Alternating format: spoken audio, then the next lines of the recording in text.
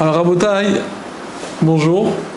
Bonjour. Aujourd'hui, on va parler de Chizkiyahu. Le roi Chizkiyahu, c'est super intéressant. Alors d'abord, avant de parler de Chizkiyahu, je vais faire une petite préface. On va faire une petite akdama, ce qu'on appelle. C'est que il faut savoir que les Nevi'im, les prophètes, tous les prophètes, quand on a tous les prophètes qu'on a parlé jusqu'à maintenant, et tous les rois qu'on a parlé jusqu'à maintenant, c'était au temps du premier temple. Ok? Et les vrais prophètes, les gros prophètes, c'était au temps du premier temple. Le deuxième temple, il n'y a que Chagai, Zechariah ou Melachi, mais tout ce qu'on a parlé, on a parlé de Yona, ouais, on a parlé de Elisha, on a parlé de... Tout ça, c'était dans le premier temple. Ok? Donc il ne faut pas s'embrouiller. Là, on se trouve dans le premier temple.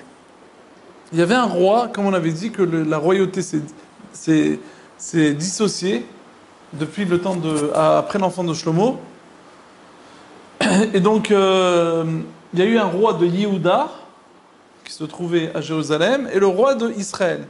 On a parlé de Achav, qui était roi sur Israël. Et il y a des rois de Yehuda. Chizkiyahu, c'était le roi de Yehuda. Comment il est arrivé sur Chizkiyahu? On avait parlé de Uziyahu. Uziyahu, c'était un roi que lui aussi, il a craqué un moment. Il a décidé il a dit, ça y est. Il a décidé de rentrer dans le Beth Amikdash et de rentrer dans l'endroit saint de saints. Et les Kohanim lui ont dit, ah, Majesté, arrêtez-vous, arrêtez-vous. Il a dit, si vous ne me laissez pas, je vous tue tous sur place. Et d'un coup, il y a un tremblement de terre. Hachem, il a stoppé l'histoire et ça fait qu'il n'a pas pu faire.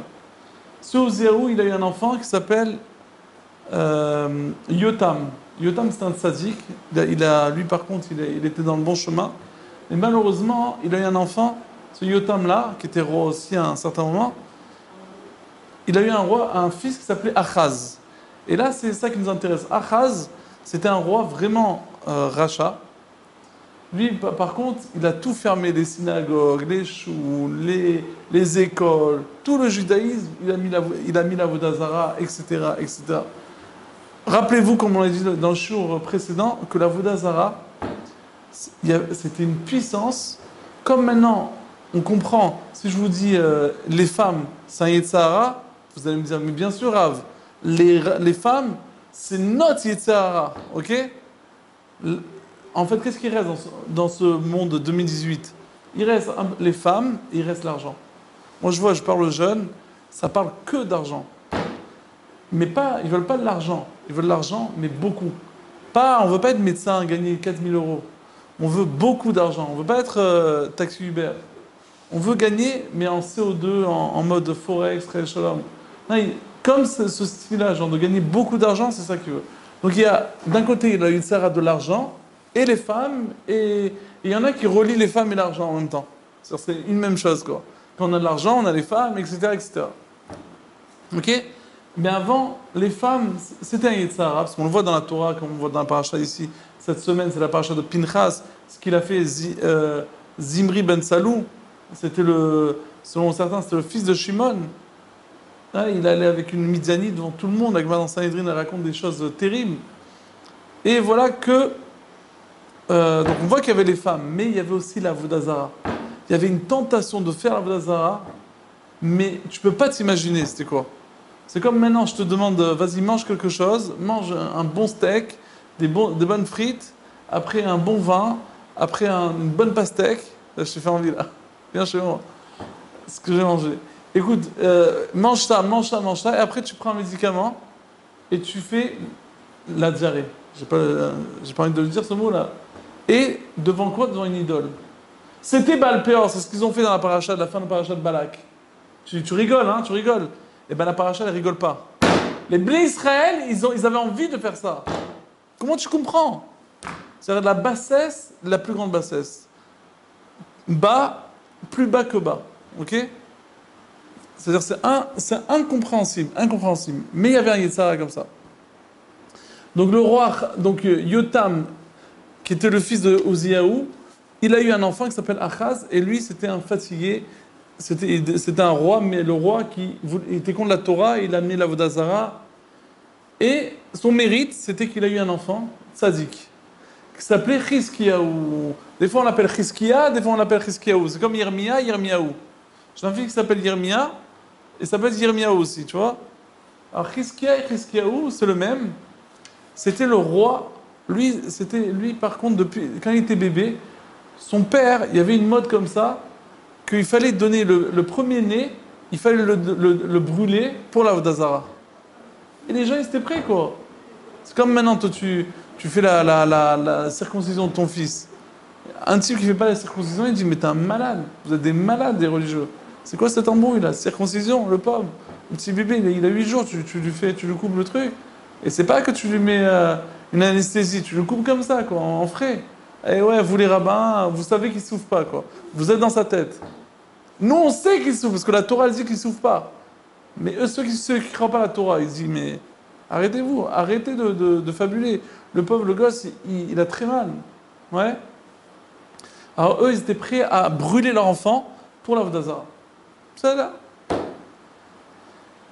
Et sa mère, elle ne voulait pas. Sa mère, qui était aussi mariée avec son père qui faisait la Vodazara, mais elle a dit, moi, mon fils, je n'accepte pas. C'est son premier-né, attends. Elle n'a pas accepté, comme beaucoup. Qu'est-ce qu'elle a fait? Elle a enduit un produit anti-brûlure, qui ne brûle pas. Donc ils l'ont mis dans le feu, il a été sauvé. Et de suite, depuis qu'il était bébé, ils ont remarqué que ça y est, c'était un enfant fétiche. C'était un enfant pas comme tous les enfants. Ils ont vu que c'était un grand déjà. Donc il a été sauvé de la mort et il a commencé à faire tchouva. Il a commencé à faire tchouva. Et voilà que son père, Achaz, qui était le rachat, il est mort. Il a ordonné de tuer son fils. Pendant 29 ans, il était roi à Jérusalem. 29 ans, ok? Et il adorait l'étude de la Torah. Il adorait, lui, par contre, c'est un shtageniste. Torah, Torah, Torah, Od Pam Kiddushin, Od Pam Kiddushin. Nochamol Kiddush, Od Pam Bobekame, Od Pam Bobekama. Ouais, encore Babakama, encore Kiddushin, encore Betsa, encore Nedarim, encore Yevomes, Ksuves, ouais, Gitn. Tous ces macertotes-là, il étudiait, il connaissait. Et non seulement ça, il a rouvert toutes les écoles, il a rouvert tous les Beth Midrash, ouais, comme on a dit. Et ce Chizkiya, dans son temps, même les enfants de 3-4 ans, ils connaissaient tout Taharot. Il n'y a pas d'enfant qui ne connaissait pas Taharot. Taharot, c'est ce que le plus dur, ça parle de Touma, Tahara, ouais, Paradouma, tout ça. Tout ça, c'est compliqué. Quand Mishnah Kelim, c'est les Mishnah les plus durs, quoi. Et voilà que, est-ce que je les ai fait? Et voilà que ces Mishnah-là, c'est des Mishnah durs. Et donc ça prend du temps, c'est hard. Et les enfants de 5 ans, ils connaissaient. Tu te rends compte? Un truc de fou. Et donc, Chizkiyahu, il avait un amour pour la Torah folle. Son père, il meurt, il demande à tout le monde qu'on va l'enterrer pour lui faire tchouva. On va l'enterrer d'une façon très, très, très honteuse. C'est quoi? C'est qu'ils ont pris des chevaux, ils ont mis le corps sur des cordes comme ça, et ils ont traîné, les gens, ils ont traîné le corps jusqu'à l'endroit de l'enterrement, jusqu'au trou. Ouais, pourquoi? Il a fait exprès que ce soit avant la coucher de la nuit pour pas qu'il y ait beaucoup de gens, parce que c'était un rachat. Il voulait pas beaucoup de gens qui participent à ça. Il méritait pas. Ok, vous allez me dire oui, mais qui vous d'avem, ouais, qui vous d'avem, mais c'était pour son bien. Bref, ça, il faut voir dans le chasse qu'est-ce que l'Agma parle de ça. Mais en tous les cas, on en parle de ça. Ce que je voulais dire, c'est que les Maasé, ça c'est Chizkiyahu. Chizkiyahu, c'était un shtageniste. Ok? Maintenant, dans l'époque de Chizkiyahu, je ne sais pas si vous avez entendu, il y avait le fameux Sancheriv. Est-ce que vous avez entendu parler? Sancheriv, c'est le fameux guerrier, un des plus gros guerriers. C'est lui qui a amené le why chez les Juifs. C'est lui quand on voit dans Kiddushin, quand on voit dans Yevamot, quand on voit dans Ktuvot, il est venu et sa force, c'était de déplacer tous les Juifs, de les exiler tous les Juifs d'un endroit à un autre. Il ne supportait pas les Juifs, ok, parce qu'il avait un ordre de se battre avec les Juifs, mais au lieu de les tuer au début, qu'est-ce qu'il en a fait? Il en a tué. Mais au lieu de tuer, il a pris tous les Juifs, il a dit voilà, toi tu vas là, toi tu vas là, toi tu vas là. Il a mélangé tout. tous les gens étaient mis de Balbel. Je ne sais pas de quelle famille, je ne sais pas si je suis Cohen, je suis Lévi, je ne sais pas si je suis Mamzer, je ne sais pas si je suis le truc. Ouais. Il a fait un balagan total. Ok? D'ailleurs, Sancheriv, c'est pour ça que maintenant, par exemple, on dit que à cause, il n'y a plus de Amalek, on ne sait plus c'est qui Amalek. Et il y a une halakha dans le Rambam que si tu vois un type de Amalek, il faut le descendre sur place. Mais comme Sancheriv, il est venu, c'est le roi de Ashur, ouais, comme il est venu, il a fait le Wai, donc on ne sait plus qui est Amalek et pas Amalek, donc on n'a plus le droit de faire. C'est le fameux Sancheriv. Alors ce Sancheriv-là, Kamouvan, il avait un trône. Il est écrit dans le Midrash qu'il y avait un trône entre deux montagnes. Chaque fois qu'il bougeait un peu les jambes, il y avait de l'eau qui sortait des pierres de son trône. Et ça faisait des fleuves avec cette eau. Qu'il soit, il se prenait pour le patron. Il se prenait vraiment pour un patron, pour le Dieu. Et les 10 tribus, il les a bougées de leur endroit. Vous savez que quand Yoshua il arrive en Israël, il a placé chaque tribu. D'ailleurs, c'est la paracha qu'on fait maintenant. Là, ils sont mamash, la paracha de Pinchas. On est à la 40e année, on est mamash. Arvod Moav, on est près de la limite pour entrer en Israël. Ok? Donc ils sont rentrés en Israël, il y a eu un partage. Il y a eu des guerres, il y a eu des partages. Les 10 tribus sont tous installés, chacun il a construit sa ville. Chacun il a construit sa villa, chacun il a construit son endroit. Et Sancheriv il vient, il dit, allez, partez tous. Toi tu vas là, toi tu vas là. Les premiers qui sont partis, c'était ceux qui n'étaient pas en Israël, ceux qui étaient Arvod Moav, c'était Reuven, Gad et Chatzi Shevet HaMenaché, les premiers.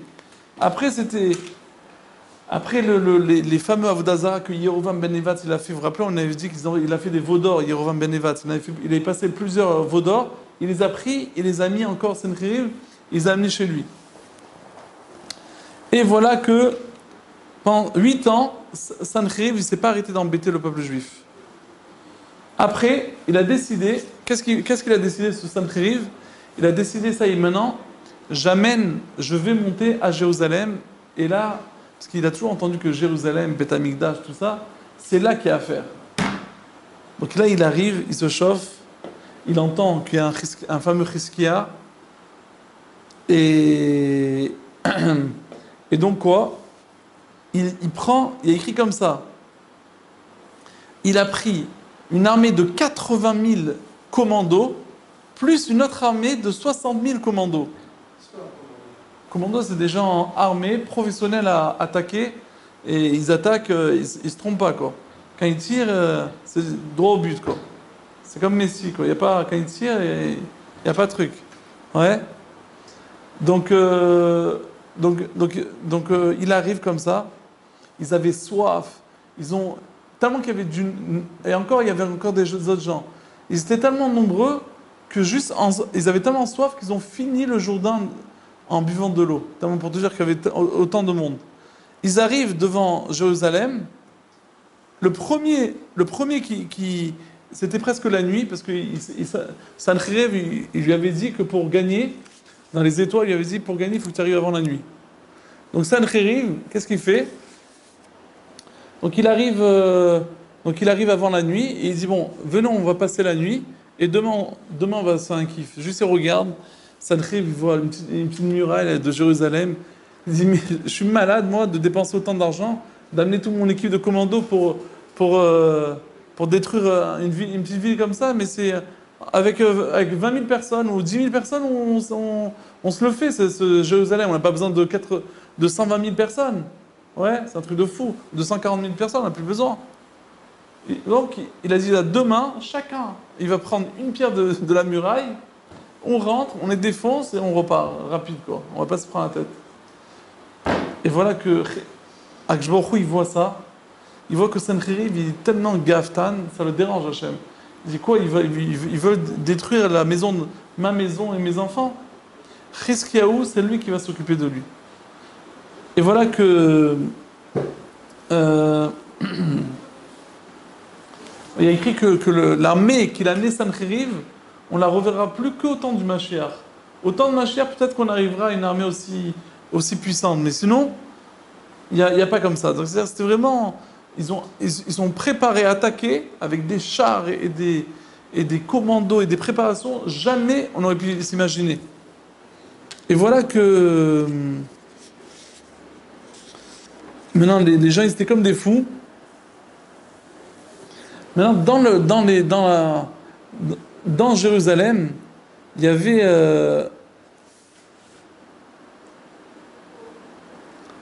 une personne qui s'appelait Shivna Cohen. Shivna Cohen, c'était quelqu'un, il a dit, regarde, demain, Chizkiyahu, il va nous demander de faire la guerre, on va se faire défoncer, et c'est du n'importe quoi. Viens, au lieu de se faire défoncer, viens, on essaye de faire la paix avec ce Sancheriv. Viens, on voit ce qu'il veut. S'il veut de l'argent, il veut de l'argent. S'il veut autre chose, s'il veut qu'on soit ses serviteurs, on sera ses serviteurs. Mais se faire défoncer, c'est pas d'écouter Chizkiyahu. Donc lui, en cachette, il a envoyé, il a envoyé quelqu'un. Il est sorti lui-même, Shavna Cohen, et avec des gens, pour faire la paix. Et voilà que... Non, il est sorti avec des gens. Il est parti avec plusieurs personnes qu'il avait chauffées. Mais les gens, avant d'arriver à destination, ils ont eu tellement peur, ils ont ils ont vu les chevaux, ils ont vu les guerriers, ils ont fait marche arrière, ils sont barrés. Donc il est arrivé, il était tout seul. Il arrive devant Sancheriv, il dit oui, qu'est-ce que tu veux? Il avait déjà envoyé un message avec un oiseau. Il dit qu'est-ce que tu veux? Il dit ben, je veux faire la paix. Il dit la paix, et où sont Ils ont dit ben, ils ont eu peur. Il dit tu te moques de moi? Tac, il a descendu et ils l'ont ils l'ont tué pas d'une façon normale. Ils l'ont accroché le pauvre à la queue d'un cheval et ils ont fait courir le cheval. C'est quoi? Le cheval il galope, et lui il traîne comme ça. Il se prend des pierres, des rochers, boum, boum, boum, boum, jusqu'à que ça n'ait jamais les sorciers. C'était terrible, hein? C'est des trucs de fou, quoi. Et donc, je continue. C'était donc le soir de Pâques. Le soir de Pessah, Sancheriv, il a fait, écoutez, c'est intéressant. Sancheriv, il a fait le tour de Jérusalem. Donc il s'est mis tout autour de Jérusalem. Il a dit, on attaque! On attaque. Et voilà que Sancheriv, Chizkiyahu, il a eu très peur. Il a rassemblé tout le peuple. Il a dit, venez, on fait le Hallel. On fait des Teilim. On va prier à Dieu, mais vraiment. Et qu'est-ce qu'il a dit, Chizkiyahu? Il a dit quelque chose de très spécial. Il a dit, Dieu, j'ai pas les nerfs de faire la guerre. J'ai pas les nerfs. Toi, tu vas me dire, va faire la guerre et tu vas gagner. Non, j'ai même pas la force d'aller faire la guerre. Moi, ma vie, c'est la Torah.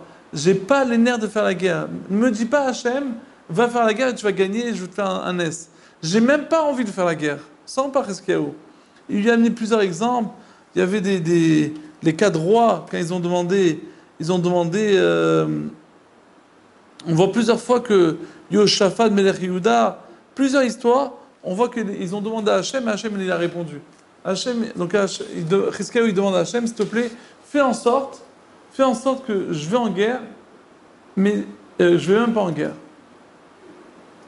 Et voilà que Akash il dit au Malach Gabriel, il dit regarde, quand tu vas aller pour Gabriel, Hachem il dit à Gabriel, alors tu sais, quand tu vas aller pour faire mûrir les fruits là, c'est ton job d'aller faire mûrir tous les fruits de l'arbre, ouais, et ben, tu sais quoi, occupe-toi aussi des gens de Sancheriv, des guerriers. Gabriel il descend, boum, il les a tous tués, tous morts, sauf Sancheriv, ses deux enfants. Il a tué tout le monde, c'est quoi? Tout le monde est mort. Comment il a tué? Écrit dans le Midrash, il a sorti le chant des animaux. Et ils n'ont pas supporté ce chant-là. Je ne sais pas ça veut dire quoi. Ils n'ont pas supporté ça, ils sont tous morts. C'est-à-dire qu'il a fait quelque chose de spirituel, ouais, et que eux, leur spirituel, ils s'accrochaient avec le spirituel des animaux. Et donc, comme leur matériel était bidon, ils sont morts. Le malach Gabriel, il s'est déguisé en une personne. Et Sancheriv, il s'est déguisé comme un vieux, comme ça. Sancheriv, il dit qu'est-ce que je fais maintenant?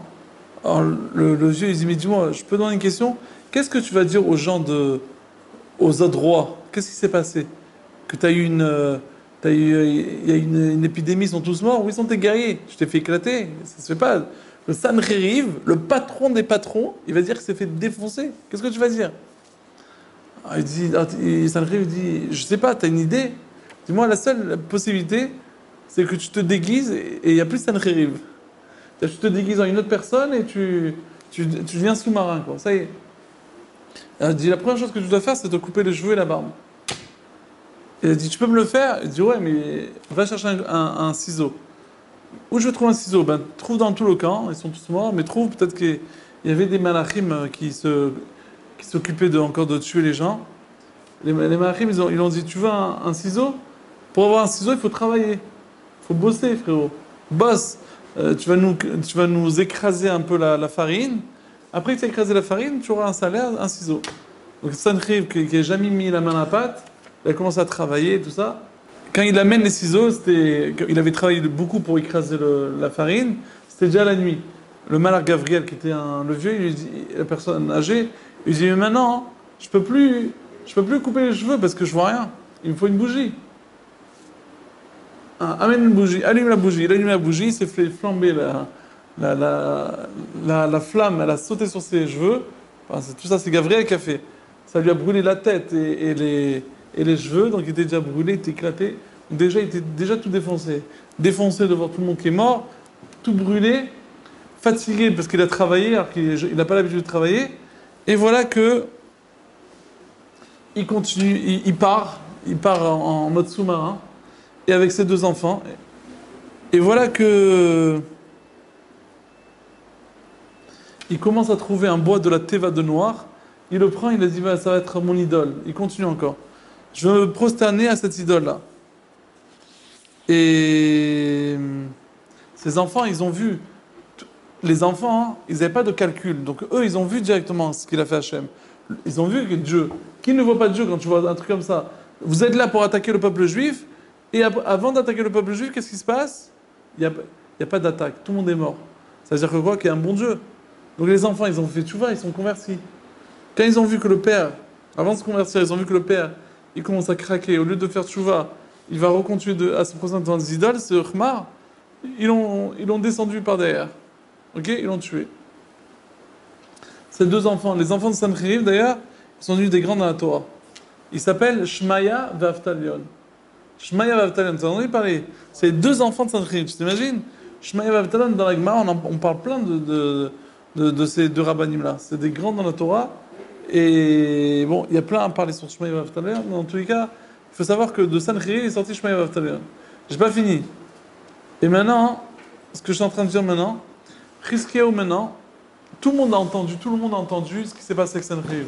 Bien qu'il s'est déguisé, tout ça, ils ont dit comment c'est possible que Chizkiyahu, le roi de Yehuda, il a réussi à gagner comme ça. Comment il a réussi? Et donc tout le monde a vu que Akadosh Baruch Hu, il aime le peuple juif, il aime le roi. Il aime Chizkiyahu, sur Chizkiyahu c'est un gros sadique. Mais Chizkiyahu, lui, il n'a pas fait une grosse histoire. Tu vois, c'est normal, tu vois, tout est normal. Tu connais ça? Ton père, il t'achète un beau cadeau, tu lui dis merci, genre, t'es pas comme un fou, tu vois ce que je veux dire? Tu dis merci papa. Ton père, maintenant, il s'est saigné pour t'acheter ce cadeau, il a travaillé pendant 1 an pour te faire la surprise, il attendait de te voir, waouh, de te voir des larmes couler, je sais pas moi, il t'a fait un anniversaire surprise, il attend que, tu vois, la réaction. Et le type, il a pas de réaction, c'est le plus terrible, Nachon? Nachon? Ah, c'est les gens que, tu vois, ils ont rien à faire de tout le monde. C'est pas joli. Voilà, donc il manquait de la carte. Ils ont vu, Hachem, il a vu que Chizkiyahu, il manquait de la carte. Au lieu de faire une grande fête, de remercier Hachem, merci Hachem, il a continué à aller étudier normal. Alors le malach, le Navi, le prophète Yeshaya, il lui dit, t'as pas honte tu vois que tout le monde, il est en train de louer Dieu, et toi qui a demandé à Hachem, et que Hachem t'a fait le nez à toi personnellement, ouais, t'es pas capable de faire des louanges. Je dis, mais attends, mais moi, les louanges, c'est le Shtayem, c'est la Torah. Moi, quand j'ai étudié la Torah, c'est ça le louange. C'est-à-dire qu'il était vraiment assidu à la Torah. Tout le monde s'est énervé sur lui. Ils ont dit, regarde, même le roi d'Égypte, il a loué Hachem, et toi, tu n'es pas capable. Et Hachem, il avait tellement que Chizkiyahu, c'était un tzaddik, il avait décidé que ce Chizkiyahu-là, ça va être le Melech HaMashiach, celui qui va être le Melech HaMashiach. Tellement qu'il était grand, ce Chizkiyahu. Pour vous dire. Alors la terre, elle a dit à Hachem, regarde, moi, je m'arrête pas de te faire des louanges, c'est moi qui va amener le Mashiach. Comme ça, la terre, elle a dit. Et Akadosh Baruch Hu, il les a écoutés quand même. Tous les accusateurs, ils les ont écoutés. Et donc, il lui a dit, je vais te donner une punition qui est très grave. C'est quoi? C'est la lèpre. C'est-à-dire, toute sa peau, elle se... Comme mes doigts là, toute sa peau, elle partait en cacahuète. Hein? La peau, elle s'est fritée. Il avait comme la tsarade, comme ça. Pas la tsarade, mais c'était... Ça le grattait. C'était horrible, horrible. Et presque, il voulait mourir, quoi. Il voulait se suicider tellement qu'il est mal. Et il était malade, il était presque mourant. Et Yeshaou, un avis, il vient, il lui dit, sache que Hachem, il a dit que tu vas mourir. Tu dis, pourquoi? Qu'est-ce que j'ai fait? Il dit, tu vas mourir parce que tu t'es pas marié. Comme jamais tu t'es marié, tu n'as pas eu d'enfant, Chizkiyahu, c'est jamais marié. Il n'a pas eu de roi, il n'a pas eu de femme. Alors comme tu n'as jamais eu d'enfant, tu vas mourir. Il dit quoi? Il dit, c'est pourquoi je me suis pas, pourquoi j'ai pas eu d'enfant, vous savez? Parce que j'ai vu, comme j'étais un tzaddik, moi, Chizkiyahu, j'ai vu dans le roi HaKodesh que j'allais avoir deux enfants, Racha, Rechaim. Comme j'ai vu que j'allais avoir deux enfants qui étaient Racha, donc c'est pour ça que j'ai pas fait des enfants. À quoi ça sert d'avoir des enfants? Imagine, imagine un type, il sait qu'il va avoir un enfant, là, nous, pas en bonne santé. Il veut que sa femme tombe enceinte? Si le docteur lui dit non, tous tes enfants, ils ont un problème de génétique, il voudra pas tomber enceinte, d'accord? Alors lui, c'est le problème spirituel. Il sait il voit que ses enfants, ils vont partir en cacahuète. Donc il a dit, je fais pas d'enfants. Et Yeshayahu, il lui dit, mais Ba'der kafsher achamana lamali, qu'est-ce que tu rentres dans les calculs? Faut voir la Gemara dans Brachot. Qu'est-ce que tu rentres dans les calculs de Dieu? Dieu, il a dit à chaque homme qu'il doit avoir un garçon et une fille. Ouais, deux garçons et une fille. Chacun, c'est marqué dans Beth She'an et Beth Hillel, chacun, il doit avoir au moins mâle et femelle pour reconstruire le monde. Comment il faut un garçon et une fille pour avoir des enfants. Donc en fait, Chizkiyahu, lui, il s'est pas marié. Tu t'es pas marié, t'as pas de descendance, tu vas mourir. Chizkiyahu, il dit, attends. Je suis pas mort encore. Tu sais, il est en train de mourir. Il dit, je suis pas mort. Il dit, quoi, t'es pas mort? Mais tu es en train de mourir. Tu es en train de mourir. Il dit, mais il y a écrit comme ça. Même si la glaive de l'épée, elle est sur toi, Afilu cherev chada, munachas al tavarosh al adam, alim na'atzmo min harachamim. Même si tu as une épée, la glaive de l'épée qui est là, ouais, ou une personne qui te met une balle dans la tête, ouais, tu ne dois pas te dire c'est que je suis mort. Tant que la personne n'a pas reçu la balle, elle n'est pas morte. Pourquoi? Parce qu'Hachem est toujours là. Quand c'est impossible, c'est possible. Tant que le type n'est pas mort, il est mort. Il est pas mort. Ok?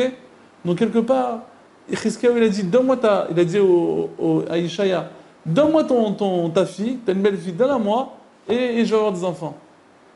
Il dit, non, mais ça, c'est la Xéra est déjà décrétée. Il dit, non, même si c'est décrété, on peut aller.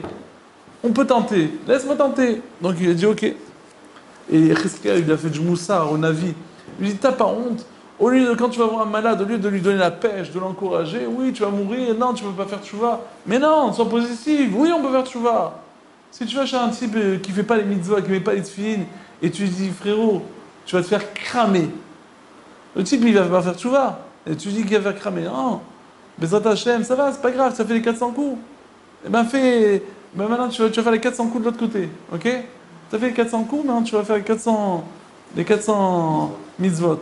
Ok? Tu vas faire les 613 mitzvot qui vont être métaken. On a vu dans le chasse que Rabbi Eliezer Bar Doudaya, c'est dans la Gemara dans Baba Metzia, on a vu des gens, ils étaient dans le fossé total et ils sont montés, on les a appelés Rabbi. Donc on voit que, il dit, pourquoi tu. Ok. En plus, ils avaient un problème de kavod entre Chizkiyahu et Yeshayahu. Chacun il jouait, c'est moi qui viens chez lui, non, c'est toi qui viens chez moi. Chacun il faisait toujours le joujou. Tu connais cela? Non, c'est pas moi qui viens. S'il a quelque chose à me dire, c'est lui qui vient. Tu connais ça? Donc, les Maaseh, Baruch Hashem, il lui dit, Akshbaruchu, d'ailleurs, Chizkiyahu, c'est un des seuls qui a. C'est à partir de lui, jusqu'à maintenant, il y avait des livres comme ça de guérison. C'est où ça marchait ou ça marchait pas. Chizkiyahu, c'est le premier qui a débloqué qu'avec une fila, on peut guérir. Et depuis Chizkiyahu, on peut prier à Hachem. Kouchoshet Fila, on apprend. Chizkiyahu, c'est Kouchoshet Fila. Chizkiyahu, ouais, c'est de lui qu'on a appris qu'on peut guérir. Donc il a guéri, Baruch Hashem. il a mis une fille comme ça, la fille comme ça, d'habitude ça pique, ça la guérit. Et il s'est marié avec la fille de Yeshayahu, et il a eu 2 enfants. Alors là, c'est pas fini là. C'est pas fini les 2 enfants qu'il a eu. Mais avant de. Il lui a dit, d'abord, Yeshayahu, il a promis à Chizkiyahu que grâce au mérite de David Améler, tu vas avoir 15 ans de vie supplémentaire. 15 ans. Il a dit, et la preuve que je te dis pas n'importe quoi, parce qu'il avait peur du roi. Yeshayahu, il dit, il va s'énerver, il va me buter, il va me tuer. Alors il a dit, sache que tu vas vivre 15 ans de plus. Et comment tu vas savoir? La preuve, c'est que le jour où tu vas guérir, Hachem, il va faire une marche arrière dans le soleil. C'est-à-dire que le soleil, au lieu que ce soit la nuit, il va rester encore 10 heures de plus. Et voilà que ça, donc il y a eu ça, donc il a compris que c'était vrai. Mais entre-temps, ça fait du balagan chez les autres rois. Il y avait un roi de Babel, lui, il avait l'habitude lui, il servait toujours au soleil. Son dieu, c'était le soleil. Il mangeait son repas de l'après-midi, son déjeuner, vers la 6e heure. Et après, il allait dormir jusqu'à la 9e heure. Il dormait bien, quoi. Et le jour en question, habituellement, ses serviteurs, ils le réveillaient. Mais comme maintenant, il a fait marche arrière de 10 heures à Hachem, quand il s'est réveillé, il a dit, pourquoi vous ne m'avez pas réveillé? Regardez combien de temps j'ai dormi et tout ça. Alors que, on se dit, non, mais crois-nous, nous ne tue pas. Crois-nous que Hachem, il a fait un nez. C'est qui Hachem? C'est quel truc? Donc il a accepté ce roi là de Babel, qui s'appelait Berodach Baladan. Berodach Baladan, c'est les noms un peu perses comme ça, tu sais, en perse, tout ça. Et voilà que il a envoyé une lettre, il a dit le mérite de. Il a dit, bon, il a écrit d'abord dans la première lettre, il a dit bonjour Jérusalem. Non. Bonjour le roi Chizkiya. Bonjour Jérusalem. Bonjour Dieu d'Israël. Après, quand il a envoyé la lettre, vite il a dit non, redonne-moi la lettre. Si je vais commencer par lui, il va croire que c'est pour son kavod, c'est pour son honneur que j'envoie cette lettre. Mais c'est pas pour son honneur, c'est pour l'honneur du bon Dieu. Il a dit donc, il a écrit bonjour Dieu, bonjour Jérusalem, bonjour Chizkiya. Il faut bien lui montrer à Chizkiya que, tu vois. Et voilà que Hachem, il a kiffé ça. Il a dit, donc il a fait rentrer dans il a fait 3 marches et il a dit voilà, je remercie Dieu. Il a dit ben tu sais quoi, parce que tu as fait ça, parce que tu t'es comporté comme ça, qu'est-ce qui va se passer? Il va se passer que tu vas avoir le mérite que 3 rois très forts ils vont sortir de toi. Quels rois ils vont sortir? Écoute bien ça. Nebuchadnezzar, tu n'as pas Nebuchadnezzar. Evil Merodach ou Balshazzar. Balshazzar, tout ça, c'est Achashverosh et tout ça, tu vois, c'est les forts qui sont sortis de Babel. Et voilà que Chizkiyahu, il s'est chauffé. Quand il est venu, quand ça lui a fait plaisir cette lettre-là, ceux ils sont venus pour lui envoyer la lettre, il a dit venez, je vais vous montrer mes trésors. Il a commencé à montrer combien d'argent il a, combien d'armées il a récolté de Sancheriv, tous les chars. Ils avaient plein de chars, ouais, les avions, les missiles, les bombes atomiques, tout ça, il leur a montré. Et Hachem, il n'a pas kiffé. Parce que la lettre qu'il a envoyée, c'était pour moi, pour mon kavod, à moi Dieu. Et toi, tu te fais genre le kavod, genre que tu es un riche, que tu es un patron et que tu es ici. Au lieu de faire des louanges à Dieu, il a dit attends, tu vas voir, tu vas mourir, t'inquiète. Et donc, il a eu. Donc après, il s'est marié avec cette fameuse. La fille du Navi, qui s'appelle Yeshaya. Et il a eu 2 enfants. Un qui s'appelle Ménaché et l'autre s'appelle Rav Shaké. Et voilà que ces 2 enfants-là, Chizkiyahu, comme il savait qu'il avait vu dans sa névoie qu'ils allaient partir en cacahuète, il a dit ces enfants-là, il leur a mis des rabbins avec des grandes barbes, quoi, avec des grandes péotes. Il a dit ceux-là, ça va être des grands rabbins à 2 ans. Dès qu'ils vont avoir 2 ans, ils vont être des rabbins. Et malheureusement, ça n'a pas aidé. Déjà à 3 ans, ils avaient déjà la casserole, là, ils ont tout rasé ici. À 5 ans, ils sont partis complètement en cacahuète. Tout ce qu'il a fait, alors qu'il a mis le paquet pour que le chinour soit bien fait, l'éducation soit bien faite. Et voilà que ça n'a pas aidé parce que c'était comme ça. Et un jour, Chizkiyahu, il allait vers le Beth Amikdash, il marchait comme ça, il a pris ses 2 enfants sur les épaules. Et il entend, qu'est-ce qu'il dit ces 2 enfants? Rav Shaké, il dit à Ménaché, il dit regarde, voilà, qu'est-ce que ce serait sympa si on pouvait faire griller un petit poisson sur la tête de papa, genre lui faire honte. Et l'autre il a dit non, moi je préfère amener sur la tête de papa un sacrifice pour l'Avdazara. 30 ans bah sur la tête de Chizkiya. Sur la tête de Chizkiya, qu'est-ce qu'il dit? Il dit je pourrais faire l'Avdazara. Chizkiyahu, nerveux comme ça, ni un ni deux, il est Torah lui. Il entend ses 2 enfants comme ça, il les prend comme ça, il les fracasse par terre, boum. Rav Shke, il tombe, il est mort sur place, et l'autre il était un peu défoncé. Il a eu un petit, il a dû passer un long moment à l'hôpital, mais après il est resté vivant. Donc il n'y a qu'un enfant qui s'appelle Ménaché, c'est lui qui va rester vivant. Ce Ménaché, donc Chizkiyahu maintenant, il meurt, il a eu une évaïa de malade. Tout le peuple juif, ils ont pleuré, de tout le monde, ils sont venus, comme style, vous avez vu les grandes lévayotes en Israël, style Rav Yosef, mais en 10 000. Et ils ont porté, juste le tombeau, ils l'ont porté à 36 000 personnes. Ok? Et